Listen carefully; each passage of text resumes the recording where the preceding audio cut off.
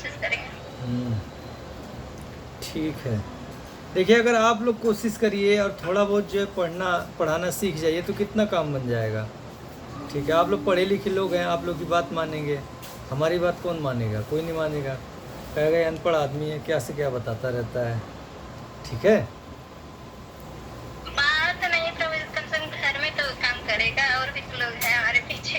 हाँ ठीक है। चलिए, तो हम लोग अध्ययन कर रहे हैं 15वां अध्याय। 2 श्लोक हो चुके हैं, आज होगा तीसरा श्लोक, लेकिन 2 श्लोक को थोड़ा रिवीजन कर लेते हैं हम लोग। पहला श्लोक है श्री भगवान उवाच ऊर्ध्वमूलम अधः शाखम अश्वत्थम प्राहुरव्यम छंदांसि यस्य पर्णानि यस्तम वेद स वेदविद। जो लोग वीडियो ऑन कर ए लड़के क्या है, चलो, जो लोग वीडियो ऑन कर सकते हैं वो लोग वीडियो ऑन कर लीजिए। ठीक है, तो थोड़ा हमको पढ़ाने में आराम हो जाएगा, क्योंकि हमको ऐसा लगता है कि क्या कर रहा हूँ मैं, भूत प्रेत को पढ़ा रहा हूँ कि क्या कर रहा हूँ। एक आध वीडियो भी अगर ऑन हो जाएगा तो ऐसा लगेगा हाँ कि कोई पढ़ रहा है हमारे साथ में। ठीक है, तो जो लोग ऑन कर सकते हैं वो कर लें, सबका वीडियो बंद रहता है। ठीक है, अब नहीं भी ऑन करेंगे तो कोई बात नहीं है, काम चला लेंगे हम।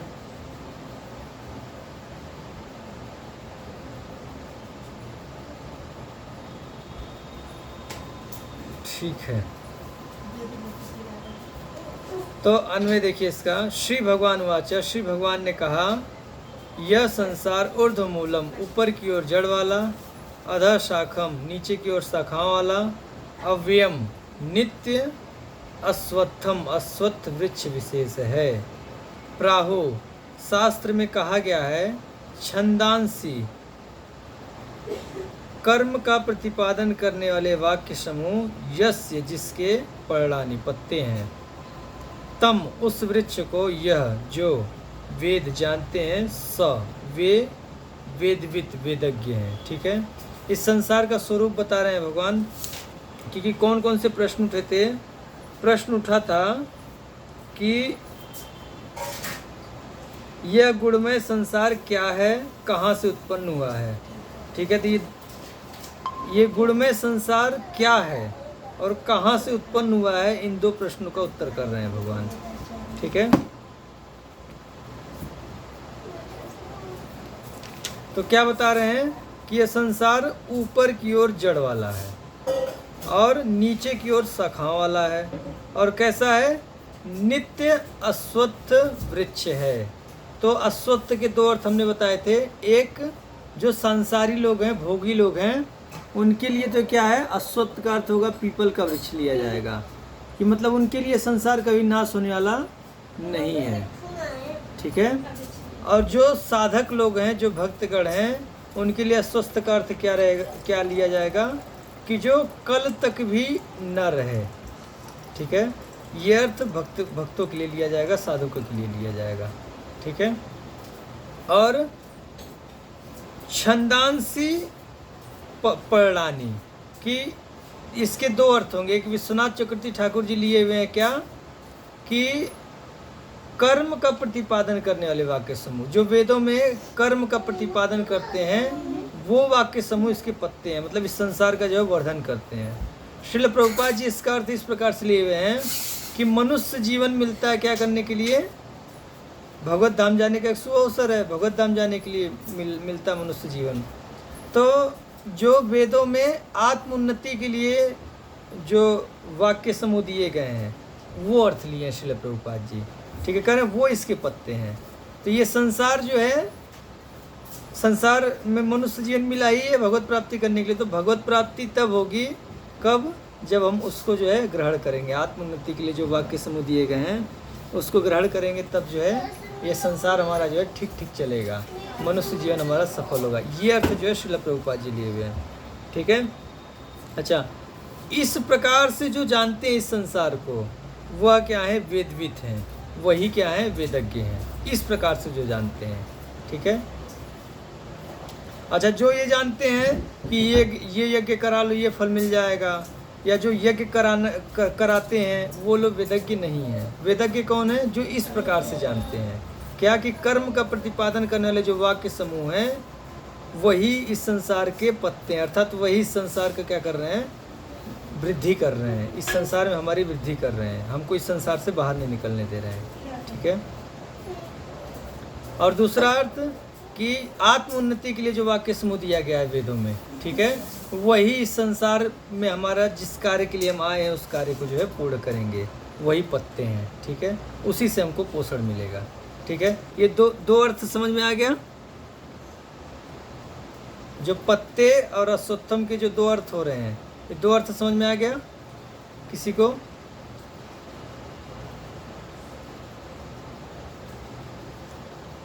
ठीक है, हमको आ गया समझ में।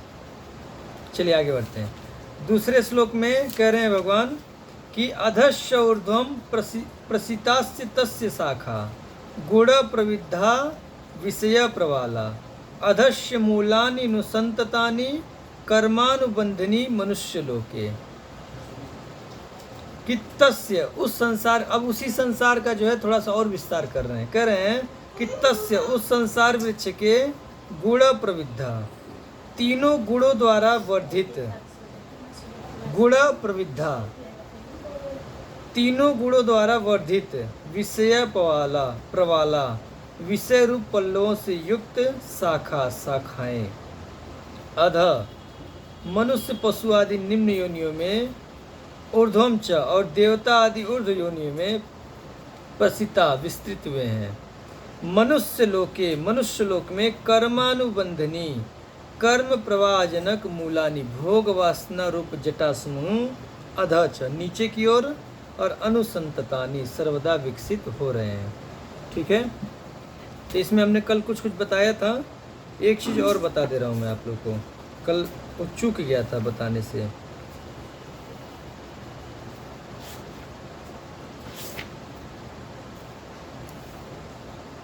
कि इस वृक्ष की शाखाएं ऊपर तथा नीचे की ओर फैली हुई हैं। कैसे फैली हुई हैं? जो शाखाएं सतोगुण से पोषित हो रही हैं वो तो ऊपर की ओर चली जा रही हैं।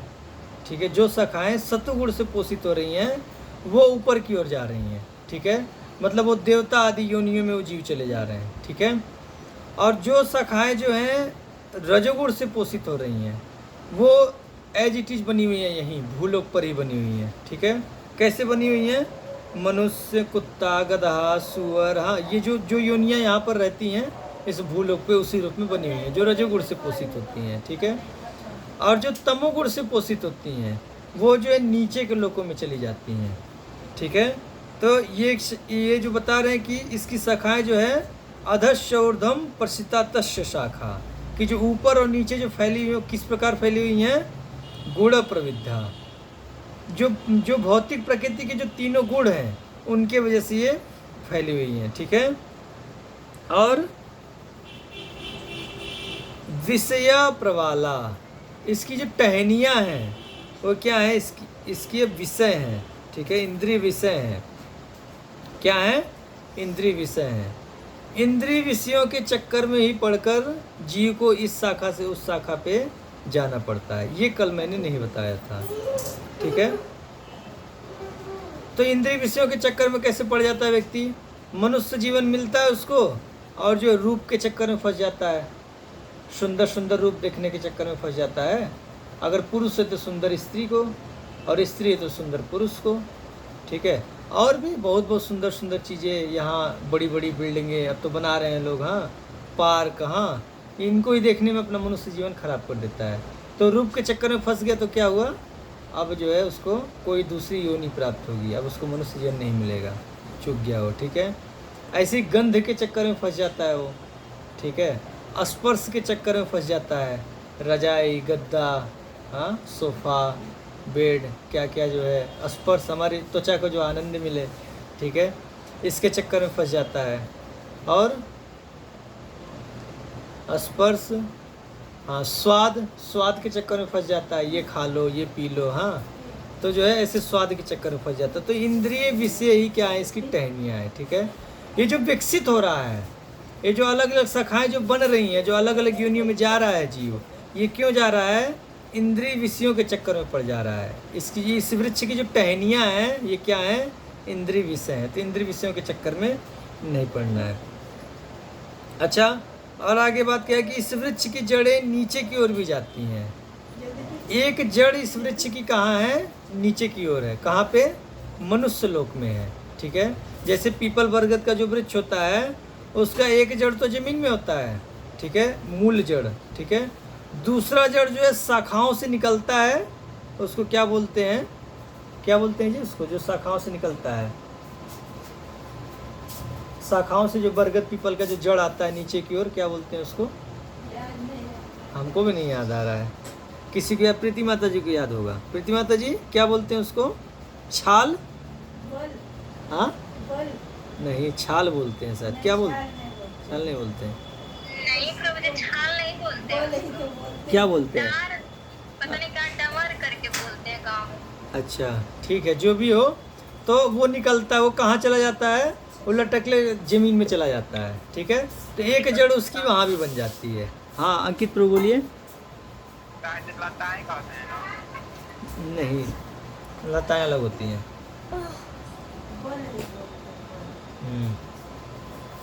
ये बता रही है बल बोलते हैं। ठीक है, अलग अलग जगह की अलग अलग भाषा है। तो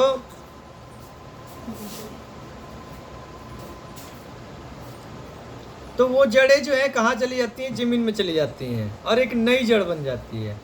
तो उसी प्रकार जीव आता तो ऊपर से, ब्रह्मा जी सृष्टि करते हैं। मूल जड़ जो है ब्रह्मा जी हैं। ठीक है, भगवान है मूल जड़ ब्रह्मा जी के ऊपर। ठीक है,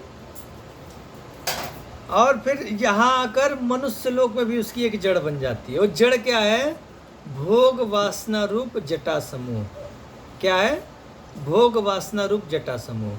मनुष्य जीवन में जो भोग वासना रूपी जो उसको जो है, अच्छा हाँ देखो, उसको बोलते हैं जटा। ठीक है, अभी को याद आया, हमारे यहाँ बोलते थे, क्या बोलते हैं? जटा। आया ध्यान में? क्यों जटा बोलते हैं उसको? ठीक है, अभी को ध्यान में आया। भोग वासना रूप जटा समूह। तो ये जो भोग वासना रूप जो जटा समूह है, ये जो मनुष्य लोक में जो हमको पकड़ लेता है, यही क्या बाद में जड़ बन जाता है। जब मनुष्य योनि में व्यक्ति आता है तो जैसा कर्म करता है उसी के अनुसार जो है वो अलग अलग शाखाओं में जाता है। फिर अलग अलग शाखाओं में घूम टहल कर जो है, जब उसके सारे कर्म पूरे हो जाते हैं, फिर वो मनुष्य लोक में आता है। फिर यहाँ पे भोग वासना उसके हृदय में बना ही हुआ है, फिर कर्म करता है, फिर जाता है, फिर पूरे जो है ब्रह्मांड में टहल के आएगा, फिर मनुष्य जीवन में आएगा। तो क्या पहले तो जड़ ऊपर से थी, अब जड़ क्या बन गई उसकी? इस मनुष्य लोक में एक जड़ बन गई। यहीं से क्या कर रहा है? वो विकसित कर रहा है सभी शाखाओं में। ठीक है, तो ये समझना चाहिए। अच्छा, आगे लिखते हैं प्रभुपाद जी की जो मानव समाज में सकाम कर्मों से बधी हुई है।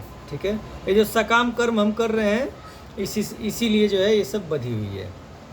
अच्छा देखिए, एक चीज़ रह गया, ये मत चलाओ, एक, हाँ चलाओ।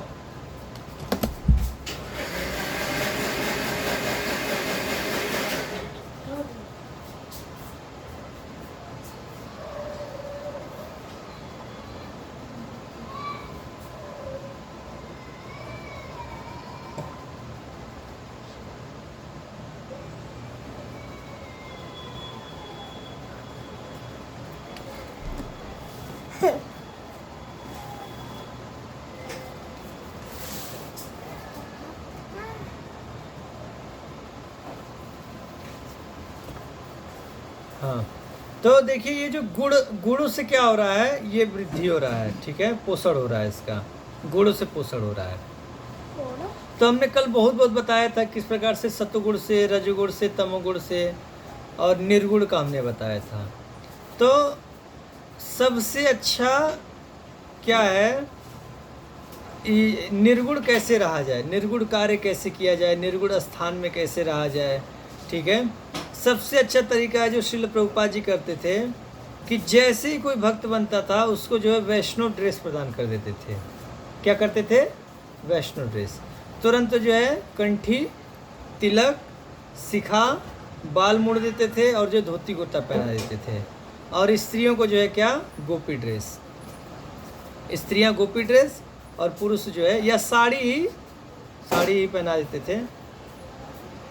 तो इससे क्या होता है कि जब व्यक्ति ऐसा वेश धारण कर लेता है तो ऑटोमेटिक जो है फिर वो निर्गुण स्थान में रहेगा।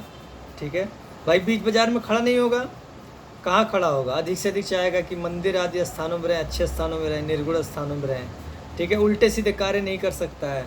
ठीक है, जैसे मेरा अनुभव है, हमको कभी कभी जो है, कभी कभी ऐसा नहीं हमेशा, कभी कभी कोई गाड़ी देख लेता हूँ मैं, स्पीड वाली गाड़ी, तो इच्छा होती है कि उस गाड़ी को लेकर खूब तेज़ जो है दौड़ाया जाए। ठीक है, मतलब स्पीड में गाड़ी चलाने का शौक़ था पहले हमको।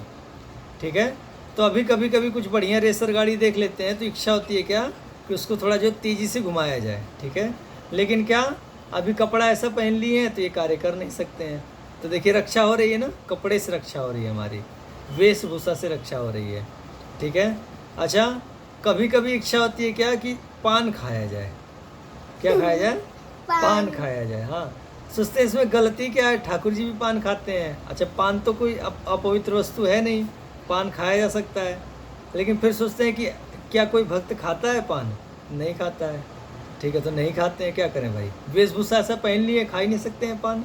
ठीक है, कभी कभी इच्छा होती है, हमेशा नहीं इच्छा होती है। कैसे हो जाएगी?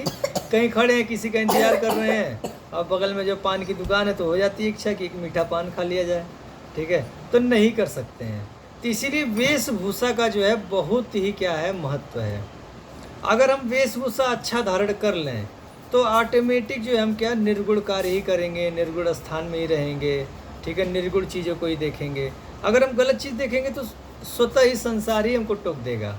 ठीक है, और अंदर से इच्छा ही नहीं होगी, अरे हम क्या कर रहे हैं। ठीक है कैसा वेश पहने और काम क्या कर रहे हैं। ठीक है, तो वेश का बड़ा महत्व है। तो वेश हमको वैष्णव वेशभूषा ही धारण करके रखना चाहिए अधिक। मुझे हमको भी अनुभव होता है। जैसे पहले हम लोग बाहर ठेले पर तो खा लेते थे, अब जब भी बाहर रहते हैं खाने से पहले एक बार सोचते हैं कि अब नहीं खा सकते हैं। हाँ, अब हम ठाकुर जी के भक्त हैं तो नहीं उस चीज को खा सकते हैं उन लोग के बीच में जाके। हाँ, आप ठीक है ठाकुर जी के भक्त मानिए अपने आप को, लेकिन आप वेशभूषा मत धारण कीजिए। आप देखिए खा लेंगे आप, ठीक है, लेकिन आप तिलक रखिए और जो है अच्छे से वैष्णव ड्रेस पहनिए, साड़ी अथवा जो है गोपी ड्रेस। फिर आप हमको बताइए क्या चौराहे पे गोलगप्पे खाने की इच्छा हो रही है? नहीं होगी। ठीक है, नहीं होती। जब से तुलसी माला या चंदन लगा दे तब से कभी नहीं होती। हाँ ठीक है, और जो है कभी आइसक्रीम खरीद के खाने की इच्छा होती है? नहीं होती है। हाँ, अरे तुमको तो होगी, तुम चमारों की तरह घूमती, तुमको होगी नहीं। ठीक है, करी हमको होती है हाँ, तो जो है नहीं होता है वैष्णव वेशभूषा धारण करने वाली। इसीलिए वेशभूषा का बहुत ध्यान रखना चाहिए। 24 घंटे इसको त्यागना नहीं चाहिए, इस वेश को त्यागना नहीं चाहिए। वैष्णव ड्रेस को हो सके तो उसको 24 घंटा धारण करके रखना चाहिए। सोते समय भी पहनना चाहिए, सोते समय वो कच्चा आदि नहीं पहन लेना चाहिए। सोते समय भी स्त्रियों को साड़ी आदि पहनकर सोना चाहिए, तिलक लगाकर अच्छे से। अगर तिलक मिट जाए, रात को सोने जा रहे हैं तो तिलक लगाकर तब सोना चाहिए, बिना तिलक के भी नहीं सोना चाहिए। देखते रहना चाहिए कि हमारा तिलक ठीक है कि नहीं है। जैसे ही मिट जाए तिलक लगाना चाहिए। ठीक है, आपको वेशभूषा का बता दे रहे हैं। पूतना, कौन कौन पूतना की कहानी जानता है? हाँ, पूतना भगवान को विष देकर मारने आई थी। क्या करने आई थी? मारने। विष देकर मारने आई थी, लेकिन भगवान क्या किए थे? उसे ही उल्टा मार दिए थे। मारने के बाद क्या किए? अपने धाम लेके गए। अपने धाम में क्या बनाए थे? अपने धाम में अपनी माँ बनाए थे। क्या बनाए थे? अपनी माँ। क्यों बनाए? कोई दो इसका जवाब। अपनी माँ क्यों बना लिए? क्योंकि उसने वरदान दिया था ना कृष्ण जी ने। नहीं, उसने गोपी ड्रेस पहना था। कोई बताओ। ए चुप जाओ आप लोग। कोई बताओ, पूतना को अपनी माँ क्यों बना लिए भगवान? चुप रहो, किसी को पता है? इसका मतलब कोई कथा नहीं सुनता है। ठीक है, क्योंकि पूतना जो है गोपी ड्रेस पहन कर आई थी ब्रज में, तो भगवान ने देखा कि भाई चलो ये जो है गोपियों का जो है वस्त्र धारण की है, तो इसीलिए जो इसको गोपी ही बना देते हैं। तो उन्होंने जो है अपनी माँ बना लिया उसको अपने धाम में, मात्र वस्त्र पहनने मात्र से। ठीक है, अच्छा बहुत सारे असुर आते थे तो उसमें जो असुर जो है गोप बन जाते थे उनको भगवान नहीं मारते थे, जैसे जो प्रलंबासुर है वो गोप का वेश धारण करके आया था, तो भगवान उसको नहीं मारे। कौन मारा? बलराम जी मारे, भगवान नहीं मारे। भगवान वेश का बड़ा सम्मान करते हैं कि भाई चलो गोप का वेश तो धारण किया, तो भगवान उसको नहीं मारे। उसको कौन मारे? बलराम जी मारे। ठीक है। और कौन आया था? ऐसे तो भगवान वेश का बड़ा सम्मान करते हैं। तो वेश ऐसा, जैसे हम कभी कभी बताते हैं, लोग बोलते हैं कि आप वेश के ऊपर बड़ा ध्यान देते हैं। अरे भाई वेश ही तो पूरा मामला इसी पे तो अटका हुआ है। वेश ही अगर आप सही पहनना चालू कर दिए फिर तो सारा काम ही बन गया। और सब कुछ सीख कर वेश नहीं ठीक पहन रहे हो आप, तो फिर कुछ बात नहीं बन रही है। आप कभी भी जो है अपने मार्ग से भटक जाओगे आप। ठीक है। तो वेश का ध्यान रखें, वेश जो है निर्गुण ही धारण करें। निर्गुण वेशभूषा क्या होती है? मस्तक पर तिलक, ठीक है। स्त्रियों का बाल बंधा हुआ, ठीक है। जैसे पुरुषों का शिखा बंधा हुआ होना चाहिए, स्त्रियों को कभी बाल खोलकर नहीं घूमना चाहिए। कहते हुए जो लोग बाल खोलकर घूमते हैं उनको थोड़ी सी ये बात अच्छी नहीं लगेगी, लेकिन हम आपके कल्याण के लिए कह रहे हैं, आप लोग बुरा ना मानिएगा। ठीक है। शास्त्रों में बात लिखी हुई है, भगवान कह रहे हैं बाल खोलकर बहुत शुभ नहीं माना जाता है। ऐसा वेश्याओं को बुलाता है कि वेश्याएं बाल खोलकर घूमती हैं। तो जो अज्ञानता में खोलकर घूमते थे घूमे, ठीक है, लेकिन अभी ज्ञान हुआ है तो बाल खोलकर कभी नहीं घूमना चाहिए। पुरुषों को अपनी शिखा खोलकर नहीं घूमनी चाहिए और स्त्रियों को बाल खोलकर नहीं घूमना चाहिए। ठीक है। बड़ा अशुभ माना जाता है। देखिए जब बहुत अशुभ चीज़ होता है तब व्यक्ति बाल खोलता है। जैसे द्रौपदी बाल खोली थी, ऐसा हमने तो महाभारत में पढ़ा नहीं, लेकिन ऐसा दिखाता है कि बाल खोली थी, तो बड़ा अशुभ होता है बाल खोल लेना। हाँ हाँ, जब कोई मरता है तब बाल खोल दिया जाता है। ठीक है। ये शिखा खोल दिया जाता है। ठीक है, थोड़ी देर के लिए, फिर बाद में नहा धोकर बांध लिया जाता है। ठीक है। तो बाल खोलकर नहीं घूमना चाहिए। सर को हमेशा ढक कर रखना चाहिए। ठीक है। जितने भी नकारात्मक शक्ति होती है वो कहाँ से प्रवेश करती है? बालों से प्रवेश करती है। ठीक है। और स्त्रियों को बाल खोलकर घूमना ये क्या है? हिंसा भी है। ठीक है। क्यों? क्योंकि बाल जो है ये आकर्षण बढ़ाता है शरीर का। क्या करता है? आकर्षण बढ़ाता है। ठीक है। तो कोई व्यक्ति हो भगवान का भजन करना चाहता है, आप उसके सामने जो बाल खोलकर घूम रहे हो, आप आकर्षित कर रहे हो उसको। ठीक है। तो क्या है? ये हिंसा है एक प्रकार का ना। हाँ। तो भगवान का भजन करने चला है, आप उसको जो आकर्षित कर रहे हो। अरे बाल को बांधकर अच्छे से और सर पर जो है दुपट्टा रखकर तब चलना चाहिए। ठीक है। विशेष करके साधु समाज में तो ऐसे ही आना चाहिए। ठीक है। बाल बांधकर और जो है सर पे दुपट्टा रखकर ही आना चाहिए। ठीक है। तो वेशभूषा का बहुत ध्यान देना चाहिए। चलिए आगे बढ़ते हैं। तो दूसरा श्लोक हो गया। कल यही बताना जो है चुक गए थे, निर्गुण वेश बताना भूल गए थे, जो अति आवश्यक है। भक्त लोग 10-10, 20-20 साल से भक्ति कर रहे हैं, लेकिन वेशभूषा पे ध्यान नहीं देते हैं। अच्छा, जो नहीं देते हैं उनकी भक्ति भी देखने में आती है, बहुत अच्छे से वो भक्ति कर रहे हैं। ठीक है। कभी भी कुछ भी कर देते हैं, उल्टा सीधा काम वो। ठीक है। तो इसका बहुत ही ध्यान दें। तीसरा श्लोक देखिए, मैं उच्चारण कर रहा हूँ, पीछे से आप लोग उच्चारण कीजिए। न रूपम से तथोपलभ्यते, कोई करेगा उच्चारण?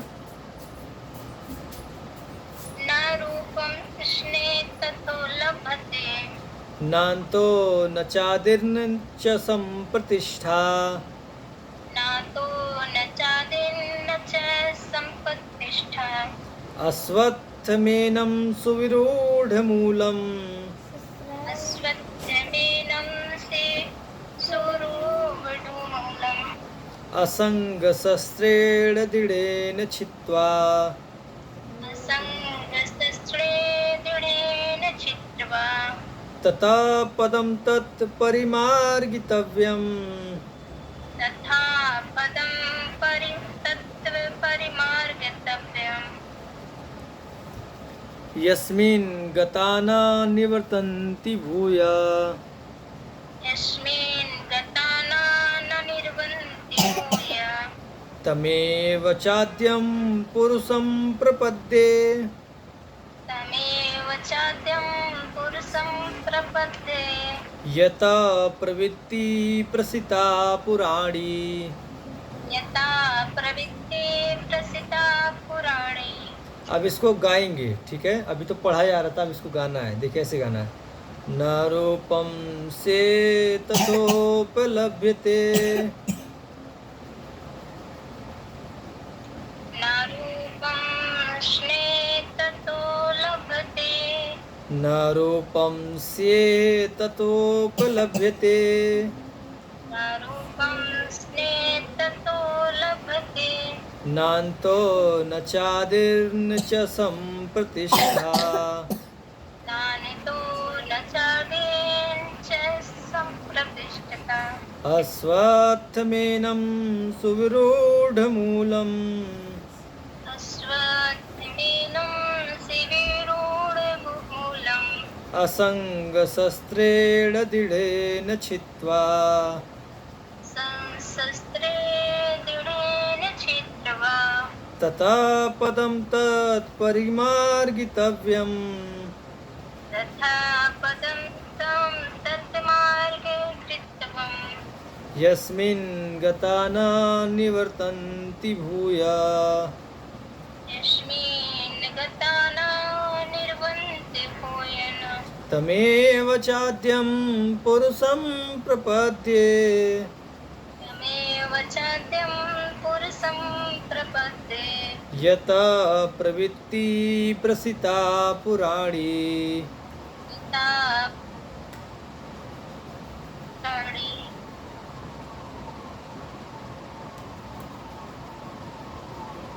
यतः प्रवृत्ति प्रसिता पुराणी, यथा प्रवृत्ति प्रसिता पुराणी। अन्वय देखिए इसका। इह, इस संसार में, अच्छा देखिए अभी वैराग्य की बहुत बातें हो रही हैं। क्लास से पहले ही हमने बता दिया था कि इसको मैं कर नहीं पाता हूँ, ठीक है। तो ऐसा मत सोचिएगा कि जो ये मैं सब करता हूँ, ये मैं पढ़ा जा रहा है, हम भी करने का प्रयास करेंगे और आप भी करने का प्रयास कीजिएगा, ठीक है।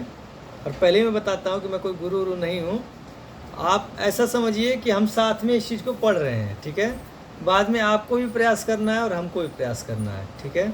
ऐसा नहीं हम कोई बहुत बड़े वैरागी हैं, ठीक है। तो इसको पढ़ना है और आपको भी करना है और हमको भी करना है, ठीक है। क्योंकि अब बहुत ही वैराग्य भरी बातें होंगी। 15वें अध्याय में सबसे ज़्यादा वैराग्य की बातें हुई हैं, ठीक है।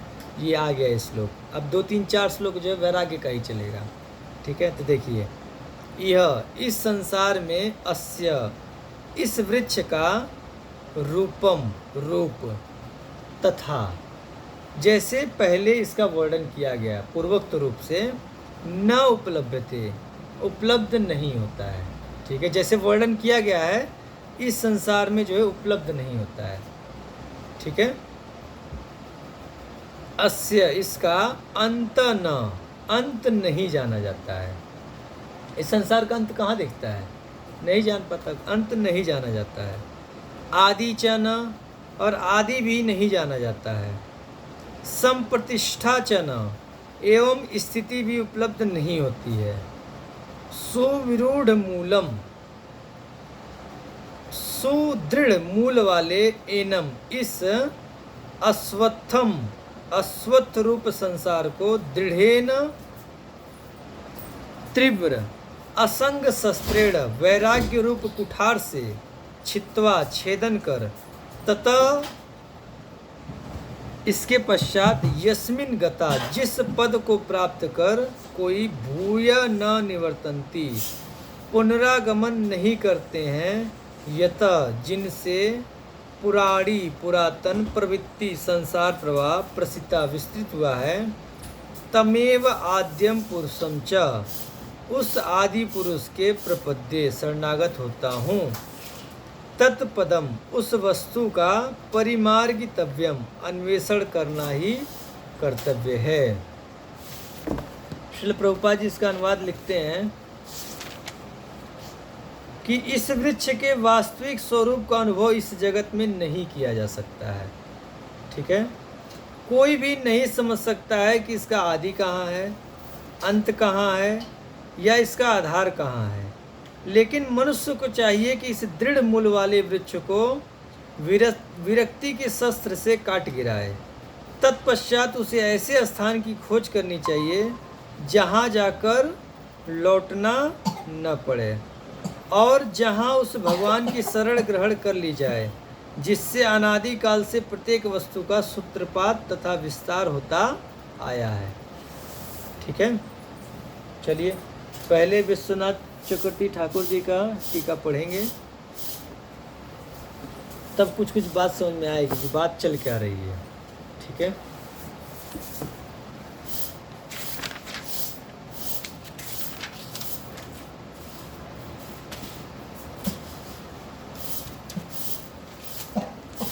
देखिए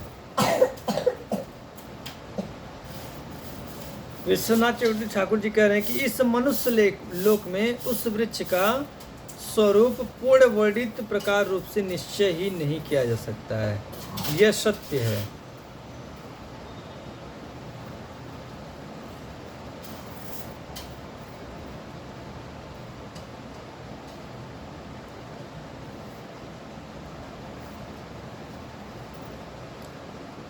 इसकी सीमा नहीं होने के कारण यह अंतहीन तथा आदि नहीं होने के कारण अनादि, और इसका आश्रय भी नहीं है।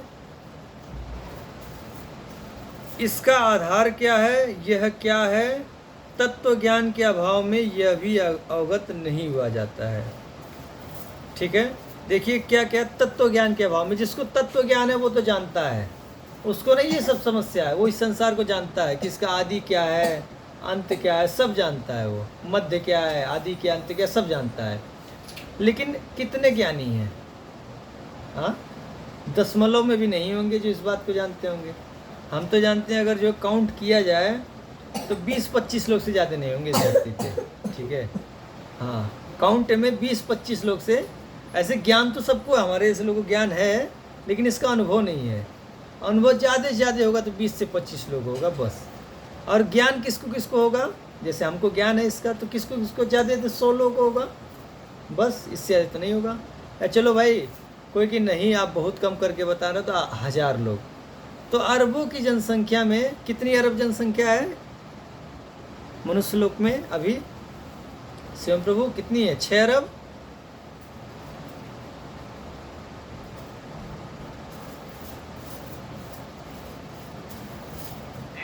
8 अरब के आसपास है, 800 मिलियन है। हाँ। 800 मिलियन का मतलब 8 अरब हो गया। हाँ, तो 8 अरब जनसंख्या में अगर 100 लोग ये बात मालूम हो तो क्या उसको मालूम होना कहा जाएगा? नहीं कहा जाएगा। तो इसीलिए कह रहे हैं क्या इसका अंतहीन है, सीमा नहीं होने, किसी को इसकी सीमा नहीं मालूम पड़ती है। ठीक है, वैज्ञानिक लोग जो है रॉकेट बना बना के छोड़ रहे हैं, कुछ जान ही नहीं पा रहे हैं। हाँ, बेचारे आज तक चांद पर भी नहीं जा पाए। हाँ, वो तो पास में ही है। ठीक है, चांद के आगे भी बहुत बहुत ग्रह हैं, फिर उसके आगे बहुत बहुत बड़ा ब्रह्मांड है। हाँ, ऐसा ब्रह्म संहिता में वर्णन आता है कि जो मन के रथ पर बैठकर जो अगर करोड़ों करोड़ों वर्षों तक घूमा जाए तब भी जो एक ब्रह्मांड को जो नहीं नाप सकता है कोई। ठीक है, ऊपर मामला है, नीचे मामला है, भूलोक पे बहुत सारा है, कुछ समझ नहीं आता कितना बड़ा कहाँ से उत्पन्न हुआ है, कितना बड़ा कुछ मालूम नहीं पड़ता है। ठीक है, क्यों नहीं मालूम पड़ता? तत्व ज्ञान के अभाव में नहीं मालूम पड़ता है।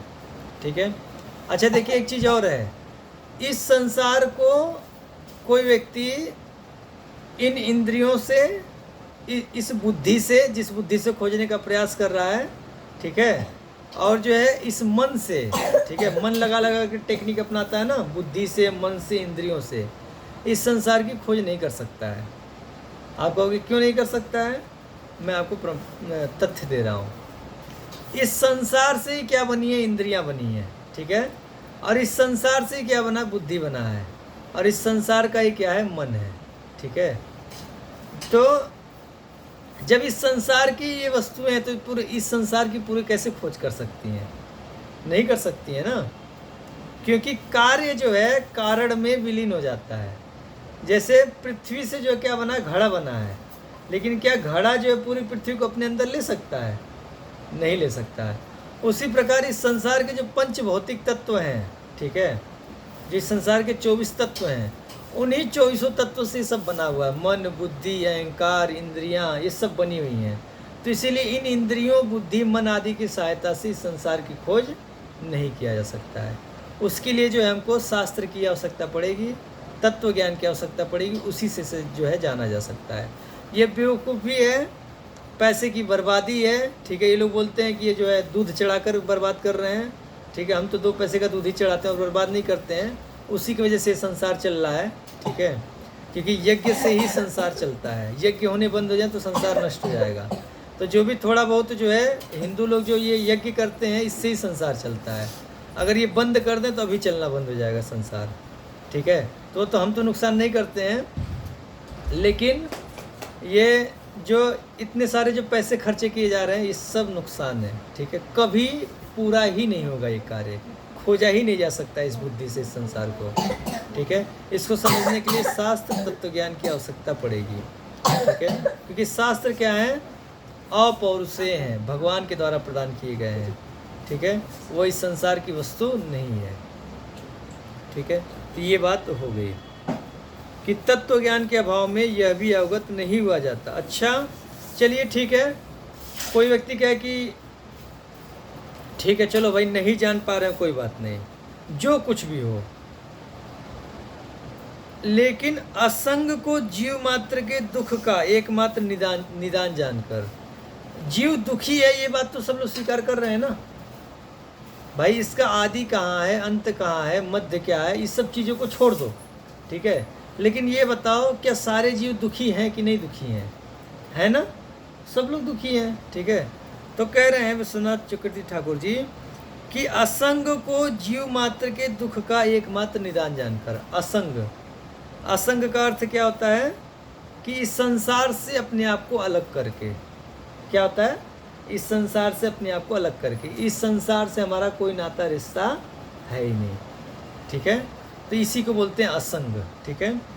तो असंग को जीव मात्र के दुख का एकमात्र निदान जानकर, इस वृक्ष का छेदक शस्त्र जानकर, और क्या, एक तो इस संसार के दुख का एकमात्र निदान है असंग, दूसरा क्या, ये जो वृक्ष है, ये जो संसार रूपी वृक्ष है, इसका छेदक मानकर, इसका छेदक शस्त्र मानकर, ये जो वृक्ष है इसका छेदक शस्त्र क्या है, असंग।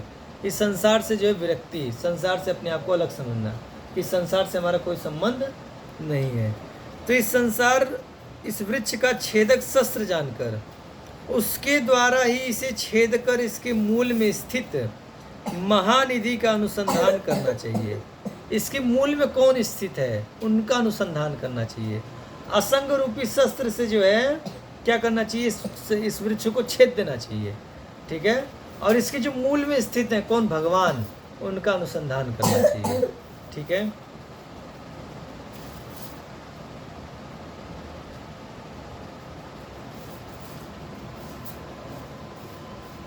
इस वैराग्य रूप कुठार से उसे काटकर अलग कर देने के बाद उसे मूल स्वरूप उस वस्तु अर्थात महानिधि रूप ब्रह्म का अन्वेषण करना चाहिए।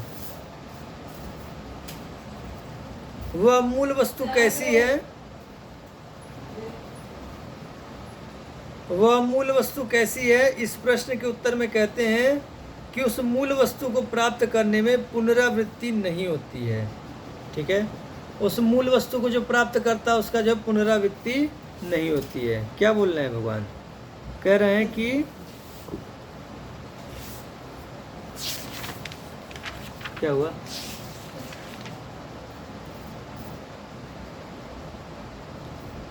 यस्मिन गताना निवर्तन्ति भूया, ठीक है।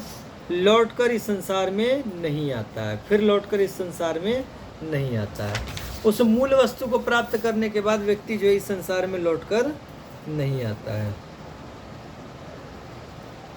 अच्छा, उसका अनुसंधान किस प्रकार किया जाए, जो मूल में स्थित जो भगवान है उनका अनुसंधान किस प्रकार किया जाए। तो इसके उत्तर में भगवान कहते हैं कि जिससे यह चिरंतनी संसार प्रवृत्ति विस्तृत हुई है, उस आदि पुरुष का ही आश्रय करो अर्थात भजन करो, ठीक है। भक्ति पूर्वक उसका अन्वेषण करना ही कर्तव्य है, ठीक है।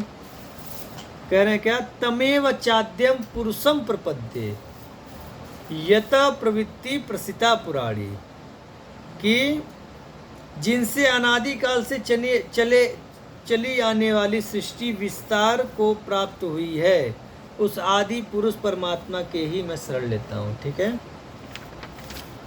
तो मध्य में कौन है, उसके मूल में कौन है? मध्य में नहीं, उसके मूल में कौन है? भगवान है। कौन से भगवान है? जिनसे जो ये सृष्टि चली आ रही है। ठीक है, ये बात हुई है। अच्छा, क्या करना है?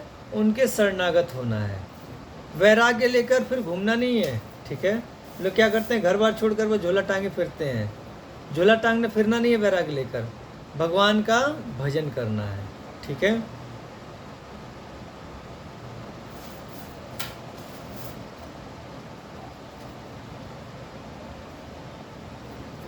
कैसे करना है?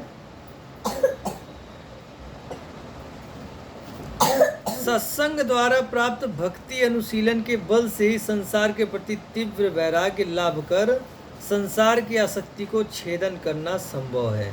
ठीक है, अच्छा, ये कैसे छेदन होगा? वो शस्त्र किस चीज की होगी?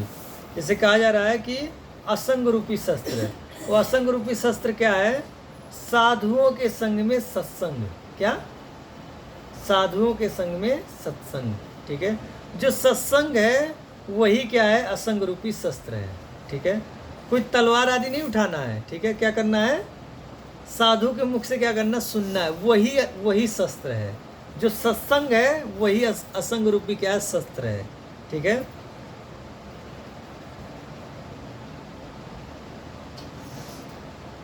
तो भक्ति, सत्संग द्वारा प्राप्त भक्ति अनुशीलन के बल से ही संसार के प्रति तीव्र वैराग्य लाभ कर संसार की आसक्ति को छेदन करना संभव है।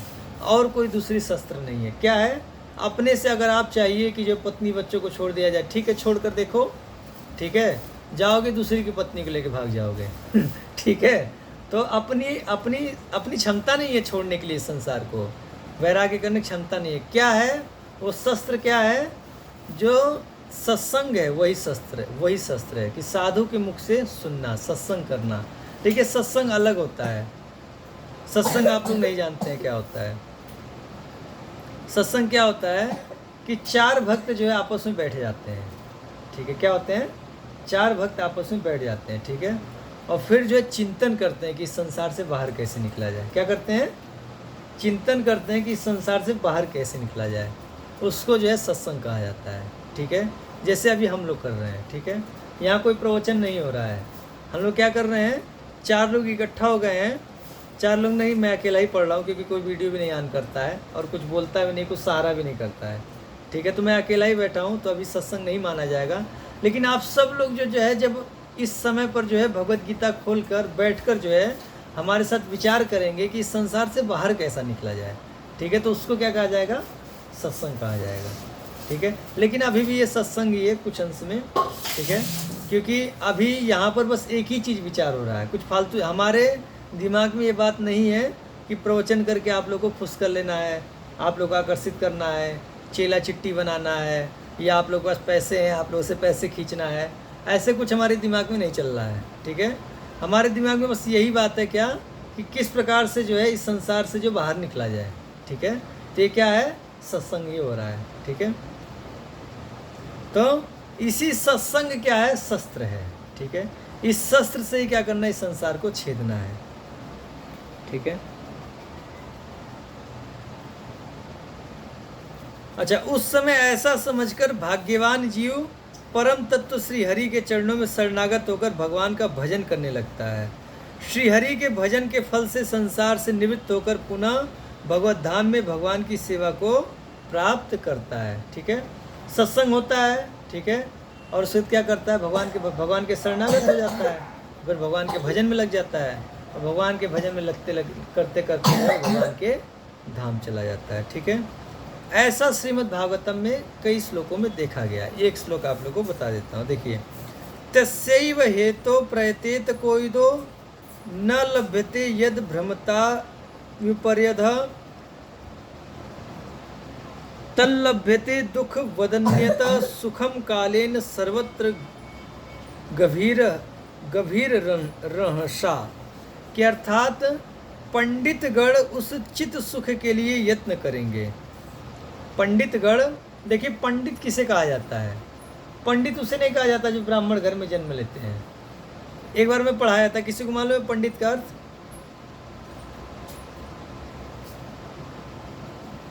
किसी को याद है? नहीं याद है। सत असत विवेक रूपी पंडा जिसका जग गया हो। क्या? सत असत रूपी विवेक रूपी पंडा जिसका जागृत हो गया हो, उसी को कहते हैं क्या? पंडित। मतलब क्या सत्य है, क्या असत है, ठीक है, क्या सत्य है, क्या भ्रम है, क्या जड़ है, क्या चेतन है, इस बात को जो जान गया हो, जागृत हो गया हो, ठीक है, या जान गया हो पूरा पूरा, या जानने की जिज्ञासा हो गई हो जिसको, ठीक है, उसको क्या कहा जाएगा? उसको कहा जाएगा पंडित, ठीक है। जिज्ञासा नहीं, जो जान गया हो उसी को पंडित कहा जाएगा, जिज्ञासा वाले को नहीं कहा जाएगा। जो सत असत विवेकवती बुद्धि जिसकी जागृत हो गई हो, उसी को पंडित कहा जाता है, ठीक है। तो पंडितगण उस चित्त सुख के लिए यत्न करेंगे, तस्यैव हेतो प्रयतेत कोविदो। जो ब्रह्मलोक पर्यंत ऊपर के लोक से लेकर सुतल आदि अधोलोकों में भ्रमण करके भी प्राप्त नहीं होता है, परंतु गंभीर काल प्रभाव से विषय सुख भी दुख की भांति बिना किसी प्रयत्न की ही प्राचीन कर्मवस्था सभी अवस्थाओं में प्राप्त होते हैं, यहाँ तक कि नरक में भी, ठीक है।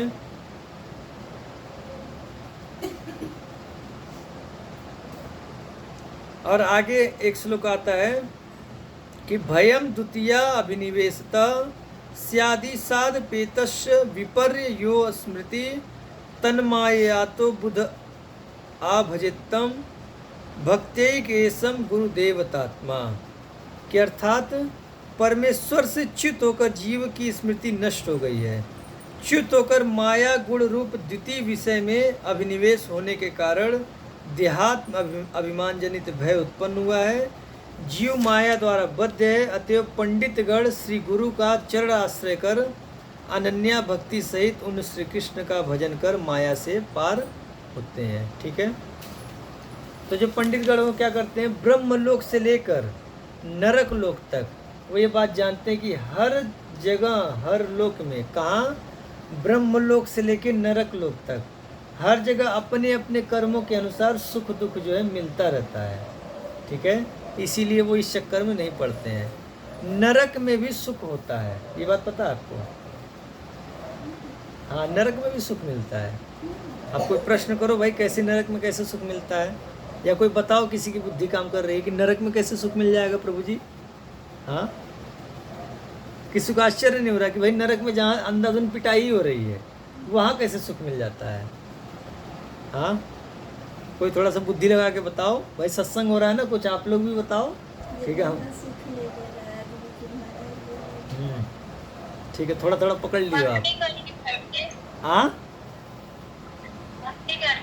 भक्ति करके? अच्छा, नहीं, देखिए हम आपको बता रहे हैं, ठीक है, क्योंकि हम ऐसे लोगों के साथ में रहे हैं तो हम जानते हैं, ठीक है। जैसे दशहरा दीपावली आदि त्यौहार पड़ते थे तो उसमें जो मूर्ति विसर्जन होती थी तो उसमें क्या होता था कि जो लड़के घूमते हैं और क्या करते हैं? मार झगड़ा करते हैं। क्या करते हैं? मार झगड़ा करते हैं। शराब पी लेंगे और जो है क्या करेंगे? लड़ाई करेंगे, बिना मतलब इंसान से लड़ेंगे। अच्छा, गलती से पुलिस के हाथ में आ गए तो क्या करेगी? पुलिस लठ बजाती है, ठीक है, और क्या करती है? थाने में बंद कर देती है, ठीक है। अच्छा, दूसरे दिन जो है हमारे ऐसे लोग जो होश में रहते हैं, ठीक है, पुलिस आदि के हाथ में नहीं लगते हैं, उनको जब थाने से बाहर निकाल कर लेकर आएंगे तो क्या करते हैं? अब पूरा साल भर जो उसी की गाथा गाएंगे, भाई इसको मारा, फिर भाई पुलिस पकड़ लिया, भाई बड़ा मारा हमको, उसमें आनंद लेते हैं। हाँ, कि भाई 10 लठ मारा, ठीक है, रात भर थाने में रखा। हाँ, तो उसको गा गा कर आनंद लेते हैं। देखो क्या नरक की समान तो है। वो जो थाना होता है उसका, थाने का जहाँ पे रखा जाता है कैदियों का, वो कैसा होता है? थोड़ा सिंह प्रभु बताइए आप। हाँ, और जहाँ थाने में जहाँ रखा जाता है पकड़ के लाकर, वो कैसा होता है वो कमरा? सुनने में डर लगता है, रियल में जब जाए तो डर नहीं लगता, थोड़ी देर डर लगेगा 15-20 मिनट, उसके बाद तो नॉर्मल हो जाता है। अच्छा, वो पूरा बाथरूम से भी खराब नहीं होता है वो? नहीं, अब नहीं, अब तो हर जगह थोड़ा अच्छा, मानवाधिकार का वो चल गया ना, तो हर जगह चेकिंग वगैरह होती है, वो उतना गंदा नहीं रहता है। अच्छा, उतना गंदा नहीं, ठीक है। तो एक्चुअली क्या है कि हम 10 साल पहले की बात कर रहे हैं, योगी जी का सरकार नहीं था, ठीक है, तब की बात कर रहे हैं हम। हाँ, तब हमने देखा हुआ है कि भाई उसी में जो है 2 नंबर भी कर लेते थे कैदी कभी कभी, क्योंकि वो पुलिस वाले को बुलाते थे, पुलिस वाले सुनते ही रहते, गाली देते थे। हाँ, तब उसी में 2 नंबर 1 नंबर उल्टी पुल्टी सब, शराब पी रखी उल्टी भी उसी में करते थे, 2 नंबर 1 नंबर सब उसी में हो रहा है। ऐसा पहले होता था कि नहीं होता था शिवम प्रभु? हाँ पहले था। ये तो बहुत पुरानी बात है, लगभग आज़ादी से कुछ टाइम बाद तक ऐसा हुआ है। अच्छा, अरे अभी हम देखे हुए हैं, आप लोग के ना हो हम देखे हुए हैं। एक मित्र को हम अपने छुड़ाने गए थे, तो जो है वो हल्का सा गए उधर, जो हल्का सा गए वो जो गेट लगा रहता है, इतना तेज बदबू मार रहा था, ठीक है। तो गेट के पास ही बैठा था, जब आ गया तो उससे पूछे कि क्या था अंदर, बदबू क्यों मार रहा था? कह रहा भाई क्या पता, हम तो अंदर गए नहीं, यहीं बैठे हुए हैं हम तो रात भर, ठीक है। हम क्या क्या है अंदर? बोले भाई 2 नंबर 1 नंबर उल्टी पुल्टी सब है, क्या क्या हमको मालूम नहीं भाई, बस निकाल लो यहाँ से हमको, हाँ किसी तरीके से निकाल लो यहाँ से। हाँ, तो हमारे यहाँ तो थानों की ऐसी हालत थी, ठीक है। आप लोग देखे, हम देखे हुए हैं, दूर से ही गंद मारता है, ठीक है। लेकिन जब बाहर आ जाते हैं तो उसी का क्या करते हैं, गुणगान करते हैं, ठीक है। तो हमारे ख्याल से नरक में भी ऐसे जब पिटाई होती होगी तो क्या करते होंगे, ऐसे जब 4 लोग जब थोड़ी देर के लिए यमराज की दूध छोड़ते हैं, क्या करते हैं, जब पीट लेते हैं तो थोड़ी देर के लिए छोड़ते हैं, तो उसमें क्या करते हैं, गुणगान करते होंगे कि भाई जब मैं पृथ्वी लोक पे था तो ये मर्डर किया, वो किया, वो किया। करते कि नहीं गुणगान? लोग करते हैं, दुष्ट लोग करते हैं गुणगान। कभी मर्डर कर दिया, 3 साल जेल में रहा, फिर वहाँ गया, फिर जो ये कर दिया, फिर जो 2 साल जेल में रहा, ठीक है। तो ऐसे से गुणगान करते हैं। तो नरक में भी ऐसे ही जो सुख का आस्वादन करते होंगे, ठीक है, कि भाई जो है फिर ऐसा किया, फिर उसको उसका ये छीन लिया, तो फिर भाई देखो यहाँ पिटाई हो गई यार, हाँ। तो ऐसे ऐसे जो है अपना गुणगान कर करके रस लेते होंगे, ठीक है। तो ब्रह्मलोक से लेकर नरक तक हर जगह सुख दुख मिलता रहता है, ठीक है। तो जो पंडितगण होते हैं वो इन सब चक्कर में, सुख दुख के चक्कर में नहीं पड़ते हैं। वो क्या करते हैं, वो गुरुदेव का आश्रय कर भगवान का भजन करते हैं। क्या करते हैं?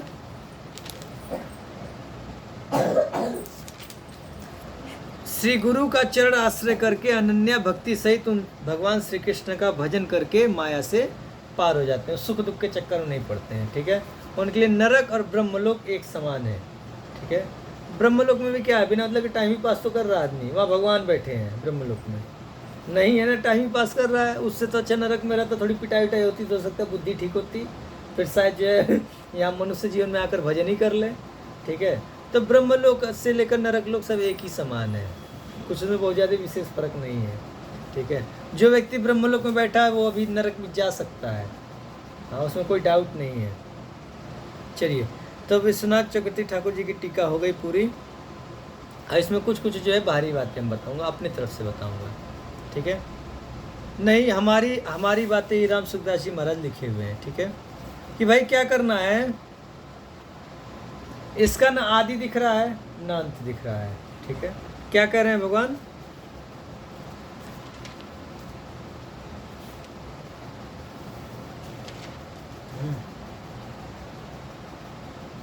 कि इसका ना आदि अंत नहीं देखा जाता है, ठीक है। तो पहले थोड़ा कुछ और जान लीजिए, आदि अंत की थोड़ी व्याख्या सुन लीजिए। किसी भी वस्तु का आदि मध्य और अंत का ज्ञान 2 तरह का होता है। कोई भी वस्तु हो तो उसका आदि मध्य और अंत का ज्ञान 2 प्रकार का होता है। कैसे? एक होता है देशकृत, एक होता है कालकृत, ठीक है। देशकृत और एक होता है कालकृत। तो देशकृत का समझिए, ये संसार कहाँ से आरंभ है और कहाँ इसका मध्य है और कहाँ इसका अंत होता है, इस प्रकार से संसार के देशकृत आदि मध्य अंत का पता नहीं है, ठीक है।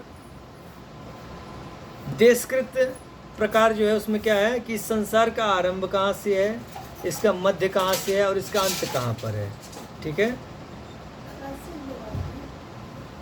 इस प्रकार से इसका हाँ ला देखें।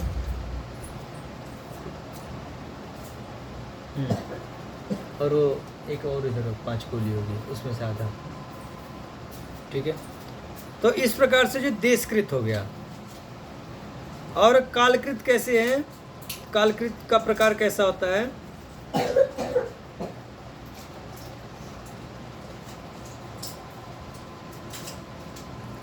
और कब से इसका आरंभ हुआ है, इस संसार का आरंभ कब से हुआ है, कब तक रहेगा और कब इसका अंत होगा, इस प्रकार से संसार के कालकृत आदि मध्य अंत का पता नहीं है, ठीक है।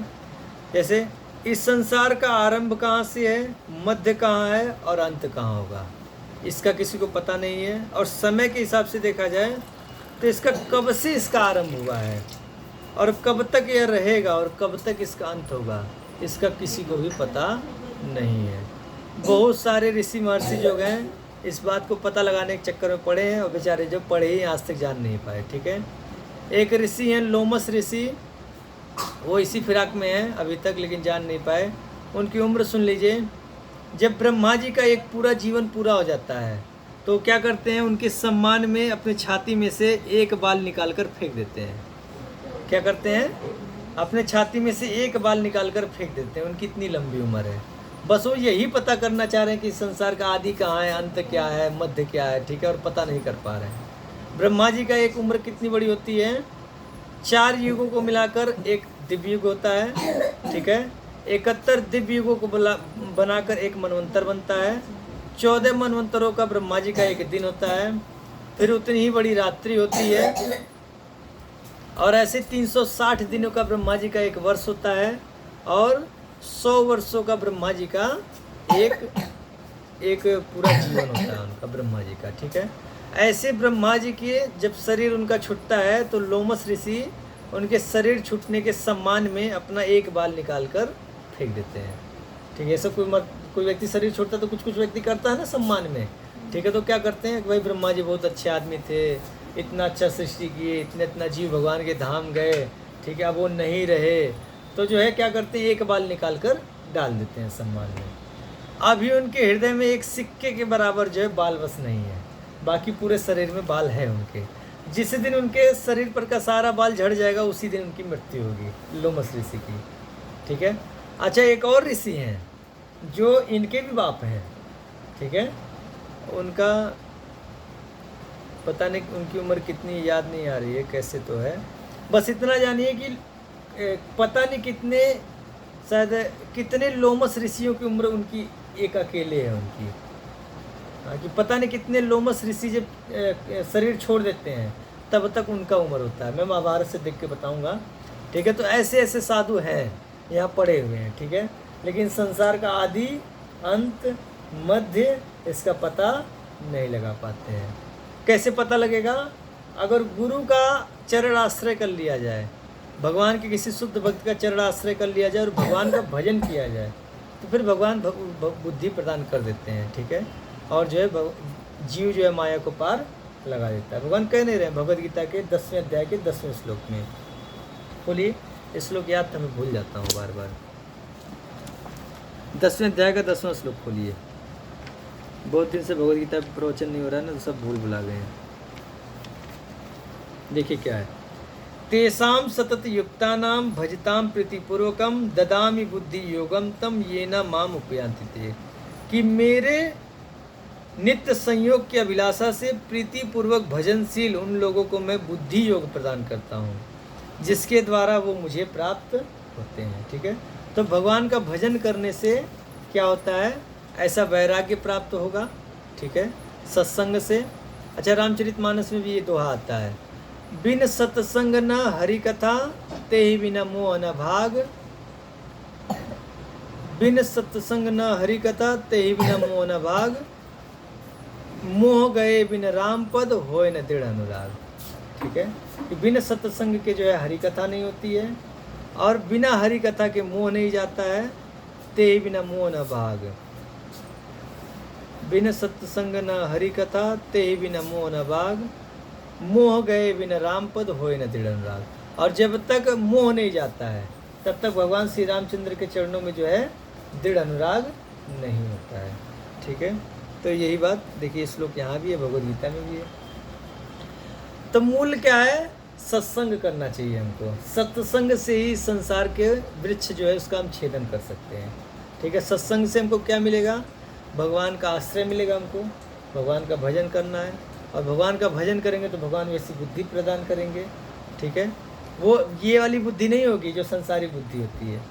जिस बुद्धि से हम भगवान को समझते हैं वो बुद्धि ये बुद्धि नहीं होती, संसारी बुद्धि नहीं, वो भगवान के द्वारा प्रदान की गई होती है। ठीक है, फिर उस बुद्धि से हम भगवान को प्राप्त कर पाएंगे। ठीक है, चलिए, तो ये श्लोक हो गया। हाँ, लेकिन कुछ रह गया। ठीक है, वो बताना बहुत आवश्यक है। देखिए कुछ कुछ तरीके बताए जाएंगे कि किस प्रकार से जो है इस संसार से संबंध विच्छेद करना है। कभी कभी लोग गड़बड़ी कर देते हैं, हम भी शुरू शुरू में गड़बड़ी करते थे, ठीक है। उसके नाम पे हिंसा करने लगते हैं। संसार से संबंध विच्छेद करने के सिलसिले में व्यक्ति क्या कर देता है, हिंसा कर देता है। तो समझिए कि किस प्रकार से संसार से जो है विच्छेद किया जाता है, संबंध विच्छेद किया जाता है। कुछ कुछ तरीके, लगभग 9 तरीके बताए जाएंगे आपको, ठीक है। देखिए, पहला, कुछ भी लेने की इच्छा न रखकर संसार से प्राप्त सामग्री से संसार की सेवा में लगा देना, ठीक है। कभी भी किसी से भी कुछ भी लेने की इच्छा न रखकर, कभी भी किसी से भी कुछ भी लेने की इच्छा नहीं रखना है कि हमको किसी से कुछ चाहिए, ऐसा भाव रहना ही नहीं चाहिए, ठीक है। अच्छा, क्या रखना चाहिए? संसार से प्राप्त, भाई लेने की इच्छा नहीं है लेकिन व्यक्ति दे ही देता है, ठीक है। आप अच्छे कार्य करोगे तो व्यक्ति मानता है नहीं, जबरदस्ती जेब में नोट ठूस देगा आपके, ठीक है, या कोई वस्तु दे देगा। तो क्या करें, उन वस्तुओं को संग्रह करके नहीं रखना है, क्या करना है, उस वस्तुओं से इस संसार की सेवा में लगा देना, ठीक है। जैसे कुछ लोग क्या करते हैं, कोई कुछ दे रहा है, नहीं हम छूते नहीं, हम पैसे छूते नहीं हैं, ठीक है। नहीं, ऐसे नहीं वैराग्य होता है, उसको ले लो, ठीक है, बिना मतलब के नष्ट हो जाओगे आप ऐसे करके, और सामने वाले व्यक्ति का भी अकल्याण हो जाएगा। आप जो पैसे दे रहा है, जो वस्तु दे रहा है, ले लो, आप रखो मत, किसी और व्यक्ति को दे दो आप, ठीक है। तो पहला तरीका ये है। दूसरा, सांसारिक सुख, भोग और संग्रह की कामना का सर्वथा त्याग कर देना, ठीक है, कि हमको सांसारिक सुख भोग मिले, इस कामना का त्याग कर देना। अपने से प्राप्त हो जाए तो कोई बात नहीं भाई, अपने से भी बहुत ज़्यादा नहीं स्वीकार करना है। जैसे हमको ऐसी इच्छा नहीं होनी चाहिए कि जो है हमारे पास एक बड़ा घर हो, ठीक है, वहाँ उसमें सारी सुविधाएं हो, ठीक है, लेकिन अगर प्राप्त हो जाए, कोई व्यक्ति जो है अच्छा सा घर बनवा कर, ठीक है, उसमें पंखा कूलर आदि लगवा कर आपको दे रहा है, तो ले लेना चाहिए, उसमें क्या दिक्कत है, भगवान का भजन और अच्छे से होगा। लेकिन बहुत ज़्यादा नहीं लेना चाहिए, जैसे एसी कोई कह रहा है लगवाने के लिए तो नहीं लगवाना चाहिए, ठीक है। अच्छा, लेकिन इसकी कामना नहीं होनी चाहिए कि कोई व्यक्ति जो हमको ऐसा घर बनवा के दे दे जहाँ भजन किया जाए अच्छे से बैठकर, ठीक है, ये कामना नहीं होनी चाहिए। कोई दे तो कोई बात नहीं, ले लो, क्योंकि ऐसा समझना चाहिए कि भगवान की प्रेरणा से हो रहा है, भगवान चाहते हैं कि यहाँ जो है बैठकर अच्छे से हम भजन करें, तो कोई दे ले लेना चाहिए, लेकिन ऐसी कामना नहीं होनी चाहिए हृदय में कहीं भी। भगवान जैसे रख रहे हैं उसी में प्रसन्न रहो, ठीक है, पंखा रहे ना रहे, भजन हो ना हो, जैसे रख रहे हैं वैसे प्रसन्न रहो। कभी कामना मत रखो कि कोई वस्तु कहीं से हमको प्राप्त हो, ठीक है। अच्छा, संसार के आश्रय का सर्वथा त्याग करना, संसार में किसी का भी आश्रय नहीं लेना चाहिए, ठीक है। जैसे हम आश्रय किसका लेते हैं, पैसा का ले लेते हैं आश्रय, ठीक है, LIC का आश्रय ले लेते हैं, ठीक है, और बहुत बीमाएँ होती हैं, रोग आदि के बहुत बीमा होता है, उसका आश्रय ले लेते हैं। माता पिता का आश्रय ले लेते हैं, पत्नी पति का आश्रय ले लेती है, पति पत्नी का आश्रय ले लेता है, पुत्र पिता का आश्रय ले लेता है। आश्रय संसार में किसी का नहीं लेना चाहिए, आश्रय एकमात्र किसका, भगवान का लेना चाहिए। सबको ऐसा बोलो कि हाँ, जैसे कोई मदद करता है तो उनको धन्यवाद बोलना चाहिए, बहुत अच्छे से धन्यवाद करना चाहिए, ठीक है। आपका बहुत उपकार है, आपने हमारा इतना जो है मदद किया, अगर आप नहीं किए होते तो हमारा काम नहीं चलता। हाँ, आपने बहुत धन्यवाद बोलना चाहिए, छोटी छोटी चीज़ों में बहुत बड़ा धन्यवाद देना चाहिए। लेकिन आश्रय की ऐसा नहीं सोचना चाहिए कि यही व्यक्ति किया है, ये जानना चाहिए कि भगवान सबके हृदय में बैठे हुए हैं। अभी आगे श्लोक आएगा, सर्वस्य चाहम हृदि सन्निविष्टो, सबके हृदय में भगवान बैठे हुए, भगवान ही प्रेरणा करके जो है इसके हाथ से दिलवा दिए, ठीक है। तो आश्रय किसी का नहीं लेना चाहिए। और चौथा, शरीर संसार से मैं और मेरापन को बिल्कुल हटा देना, शरीर से और संसार से मैं और मेरापन बिल्कुल हटा देना। पांचवा, मैं भगवान का हूँ, भगवान मेरे हैं, इस वास्तविकता पर दृढ़ता से डटे रहना। क्या, मैं भगवान का हूँ और भगवान मेरे हैं, इस विश्वास पे दृढ़ता से डटे रहना, ठीक है। और कोई नहीं है हमारा, व्यवहार सबसे अच्छा करना चाहिए, माता पिता के तो चरणों में लौटे रहना चाहिए, प्रतिदिन उनका सुबह उठकर स्नान करके उनके चरण स्पर्श करना, शाम को उनके चरण दबाना, उनकी दवा पूछना, सब कुछ पूछना, सब करना चाहिए, ठीक है। लेकिन हृदय में क्या हमारा कोई नहीं है, ठीक है। जैसे बाबा गाते हैं ना, कैसे गाते हैं,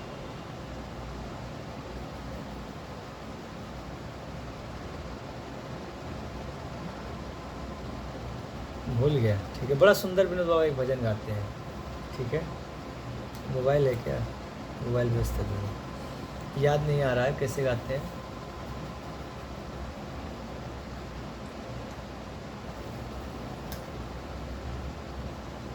ठीक है, कभी याद आएगा तो आज भेज देंगे, रिकॉर्डिंग करके भेजेंगे एक भजन ग्रुप पे, आप लोग सुनिएगा, ठीक है।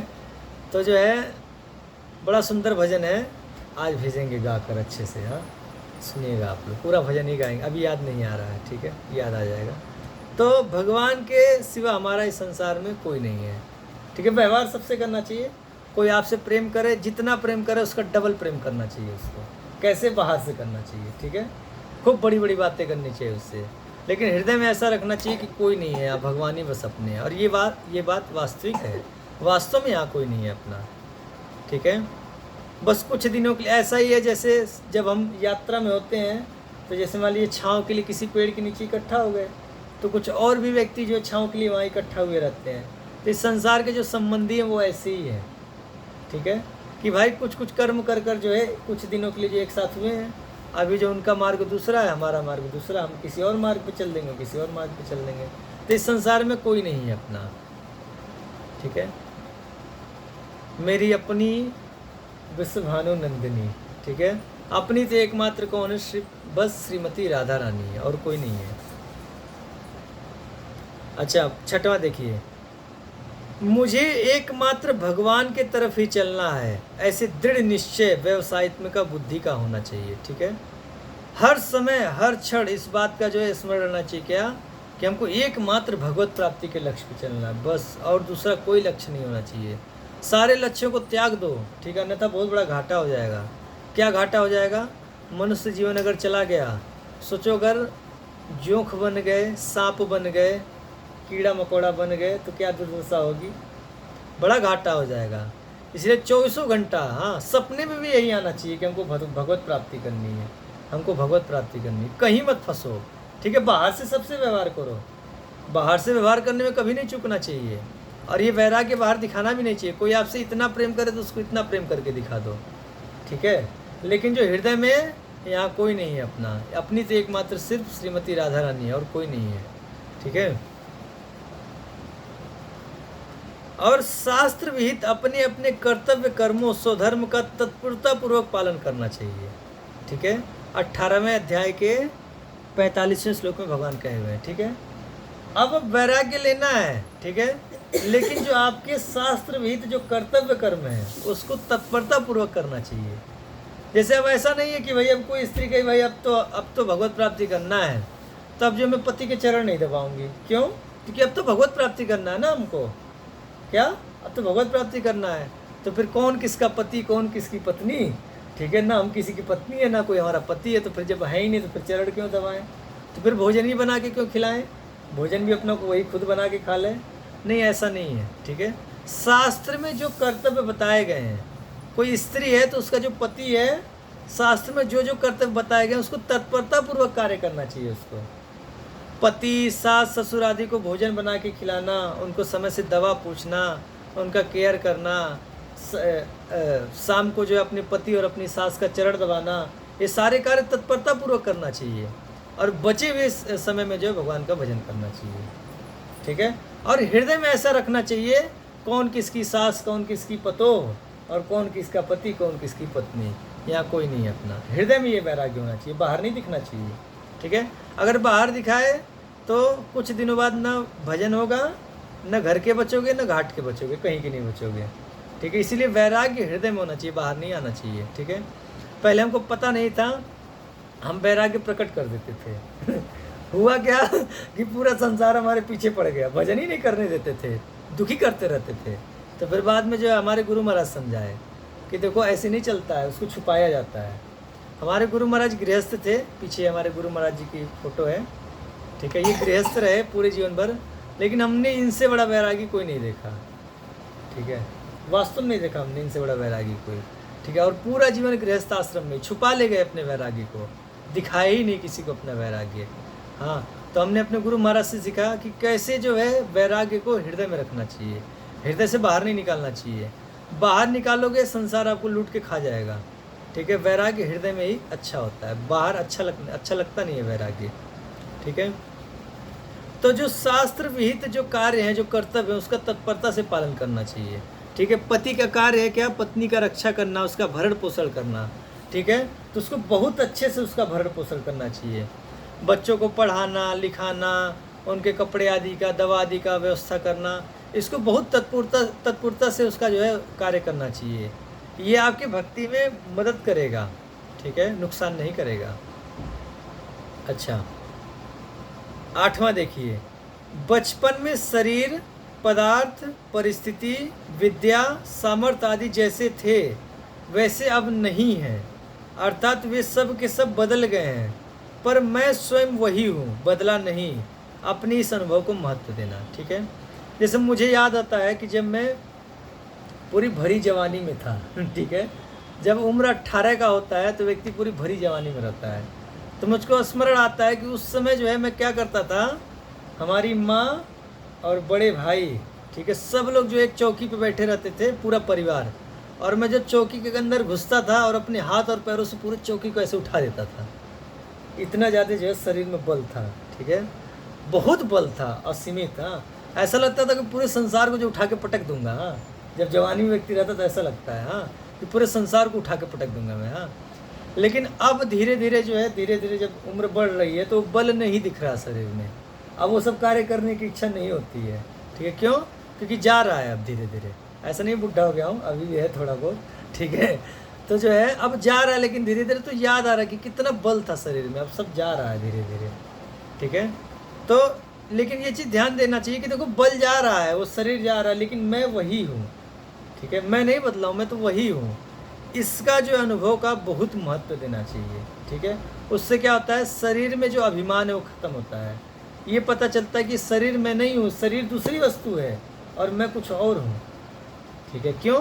क्योंकि शरीर तो बदल रही है दिन प्रतिदिन, बल जा रहा है, इसकी सुंदरता जा रही है, सब कुछ जा रहा है, छीड़ हो रहा है धीरे धीरे, ठीक है, लेकिन मैं वही हूँ। तो इस अनुभव के जो अगर महत्व देंगे तो शरीर में जो अभिमान है वो कम हो जाएगा। 9वां, संसार से माने हुए संबंध का सद्भाव सत्ता भाव मिटा देना।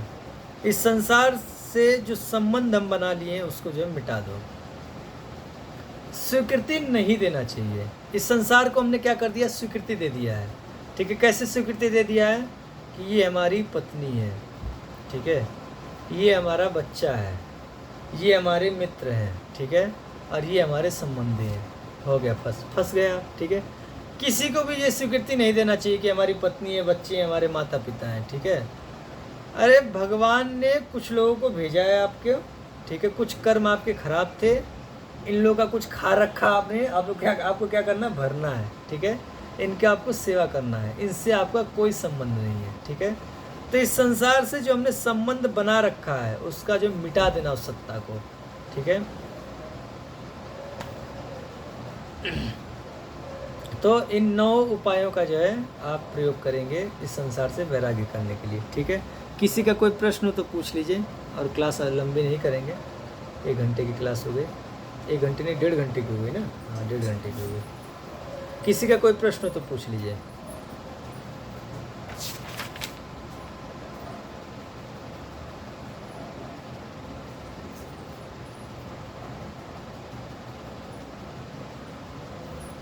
किसी का कोई प्रश्न है?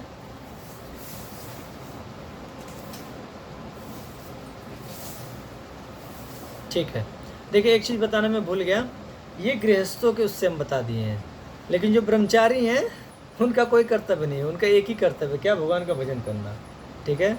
उनको जो है किसी से, जैसे जो गृहस्थ हैं उनको वैराग्य हृदय में रखना चाहिए, और जो ब्रह्मचारी हैं, सन्यासी हैं, उनको जो हृदय वैराग्य बाहर प्रकट करके रखना चाहिए, ठीक है। उनको वास्तव में किसी को अपना नहीं मानना चाहिए, ठीक है, दिखा देना चाहिए कि हमारा कोई नहीं है, और गृहस्थ को दिखाना नहीं चाहिए, उसको हृदय में रखना चाहिए।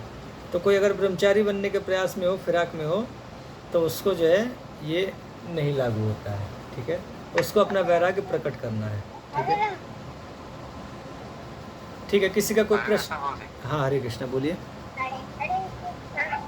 अच्छा, इसमें इतना एक्टिंग करना पॉसिबल है क्या कि अंदर से वैराग्य हो गया, ऊपर से सबके साथ सेम टू सेम व्यवहार करना है जैसा अभी करते हैं? इतनी एक्टिंग तो नहीं हो पाएगी। नहीं, तो फिर वैराग्य नहीं है तो नहीं हो पाएगी, ठीक है।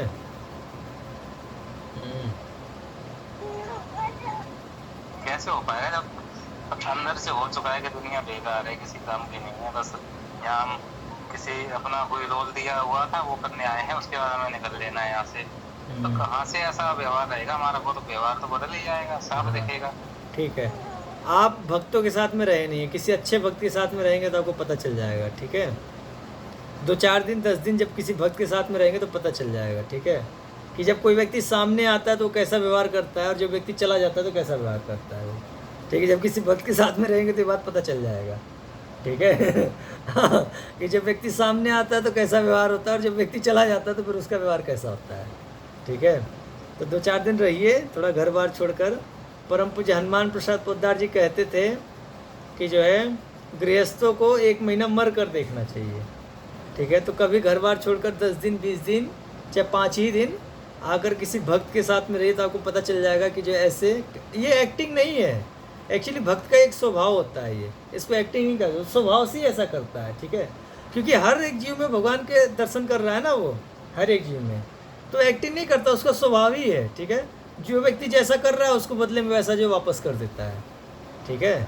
जैसे किसी ने इतना प्रेम किया तो बदले में इतना प्रेम कर देगा और उसको कुछ नहीं मानेगा, मानेगा कि सब भगवान ही है, भगवान ही कर रहे हैं, ठीक है। भगवान ही हमारी पत्नी के रूप में आए हैं, भगवान ही हमारे पति के रूप में आए हैं, भगवान ही हमारे माँ बाप के रूप में आए हैं, भगवान ही गुरु के रूप में आए हैं, भगवान ही जो ये सब रूपों में जो भगवान ही है, ठीक है। भगवान के अलावा कुछ मानता भी नहीं है और कोई व्यक्ति इतना प्रेम करेगा तो उसको जो इतना प्रेम करके दिखा देगा, ठीक है। तो ये जब किसी भक्त के साथ में आप रहेंगे 4 दिन 5 दिन 10 दिन तो आपको ये बात जो है समझ में आ जाएगी, ठीक है। चलिए, और किसी का कोई प्रश्न है? हाँ, चलिए एक चीज़ और आप लोग को बता दे रहा हूँ। जैसे भक्ति रसामृत सिंधु में एक बात आती है कि गाय की, तुलसी की और वैष्णव की पूजा होनी चाहिए। तो प्रश्न खड़ा करते हैं आचार्य लोग कि भाई गाय की तो समझ में आ रही है, तुलसी की तो समझ में आ रही है, लेकिन वैष्णव की पूजा क्यों होनी चाहिए? भाई प्रश्न उठेगा ना कि भाई वैष्णव की पूजा क्यों किया जाए। तो इसका जो है उत्तर करते हैं आचार्य लोग, प्रश्न उठाकर ही उत्तर करते हैं कि जो शास्त्र में जो बातें लिखी हैं वो बातें समझ में नहीं आती हैं, ठीक है। लेकिन जब किसी वैष्णव के साथ में हम रहते हैं तो बातें जो क्या होती हैं समझ में आ जाती हैं, इसीलिए वैष्णव की पूजा होनी चाहिए, ठीक है। शिवम प्रभु समझ रहे हैं? हाँ, जैसे भाई गुरु की पूजा क्यों होनी चाहिए, ठीक है भाई, क्यों नहीं होनी चाहिए? क्योंकि शास्त्र में जो बातें लिखी हैं आपको समझ में नहीं आएंगी। कब तक नहीं समझ में आएंगी? आप चाहे जितना पढ़ लो, लेकिन जब किसी भक्त को आप जो है आप करते हुए देखोगे तब आपको जो है शास्त्र समझ में आएंगे, ठीक है। तो इसीलिए गुरु की, वैष्णव की जो है पूजा होनी चाहिए, ठीक है। जगत किसी का कोई प्रश्न नहीं है ना? ठीक है। जगत गुरु श्रील प्रभुपाद की जय।